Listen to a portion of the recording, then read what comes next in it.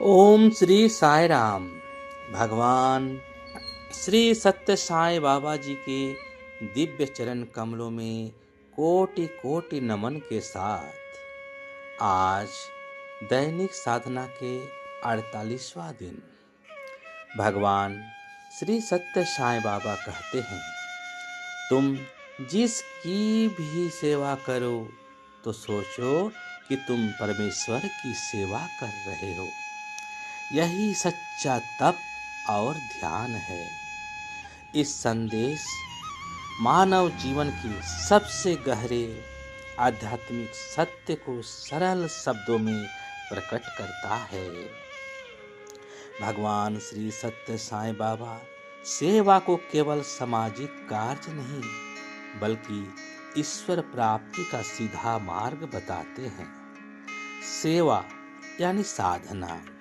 आम धारणा है कि तप और ध्यान का अर्थ एकांत में बैठकर जप तप करना है, परंतु बाबा कहते हैं कि निष्काम सेवा ही सच्चा तप और ध्यान है। जब हम भूखे को भोजन कराते हैं, दुखी को सांत्वना देते हैं, रोगी की देखभाल करते हैं और ये भावना रखते हैं कि मैं ईश्वर की सेवा कर रहा हूँ, तब वही कर्म पूजा बन जाता है। हर व्यक्ति में ईश्वर का वास। इस संदेश का मूल भाव है, ईश्वर सर्वत्र है। यदि हम प्रत्येक मनुष्य में ईश्वर को देखें तो अहंकार, घृणा और भेदभाव स्वतः समाप्त हो जाते हैं। तब सेवा बोझ नहीं, आनंद बन जाती है। निष्काम भाव का महत्व यानी सेवा तब पवित्र बनती है जब उसमें नाम, प्रशंसा या फल की अपेक्षा ना हो। बिना किसी स्वार्थ के की गई सेवा ही हृदय को शुद्ध करती है और मन को स्थिर करती है।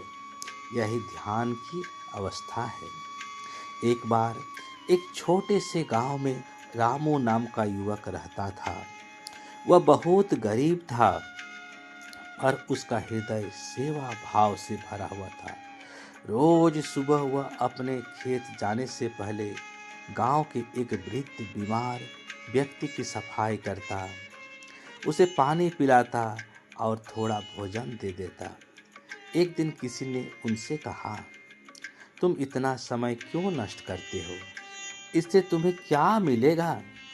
रामू मुस्कुराकर बोला, मुझे कुछ नहीं चाहिए। जब मैं उनकी सेवा करता हूँ तो मुझे ऐसा लगता है जैसे भगवान खुद मेरे सामने बैठे हैं।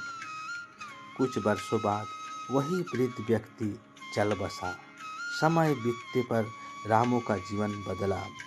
उसकी मेहनत रंग लाई, परिस्थितियाँ सुधरी। रामू अक्सर कहा करता था, मैंने कभी भगवान को मंदिर में ढूंढने की कोशिश नहीं की, मुझे भगवान सेवा में मिल गए। आज का संदेश हमें सिखाती है, ईश्वर सेवा में प्रकट होते हैं, दिखावे में नहीं। संदेश का निष्कर्ष है कि भगवान श्री सत्य साईं बाबा का यह संदेश हमें जीवन की सही दिशा दिखाता है। सेवा करो पर ईश्वर बुद्धि से।